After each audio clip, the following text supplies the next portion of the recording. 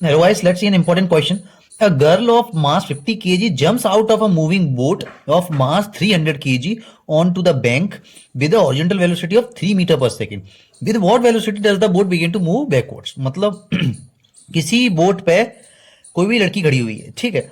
वो लड़की का वेट कितना है, 50 केजी। कितना है इस लड़की का वेट है, 50 केजी। अब इसने बोट से जंप लगाई नदी के किनारे पे, ठीक है।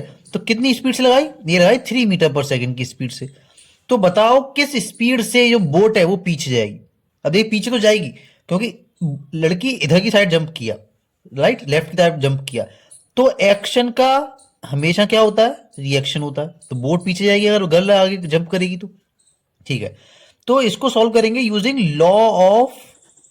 Conservation of law of conservation of linear momentum.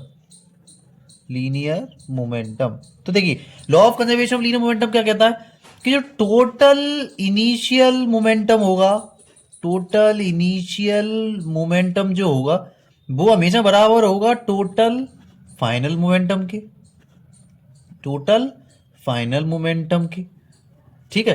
तो देखिए अब इनिशियल देखिए, इनिशियली दोनों रेस्ट पे थे, तो दोनों का जो मोमेंटम है वो कितना होगा, 0 + 0। मोमेंटम का फॉर्मूला क्या होता था, मास इनटू वेलोसिटी, mv। तो इनिशियल तो दोनों का 0 0 है। अब आई लड़की, लड़की ने जंप की इधर, तो लड़की का मास कितना है, गर्ल का 50, और जंप इस डायरेक्शन में किया। तो मैं इस डायरेक्शन को पॉजिटिव मानता हूं, ठीक है।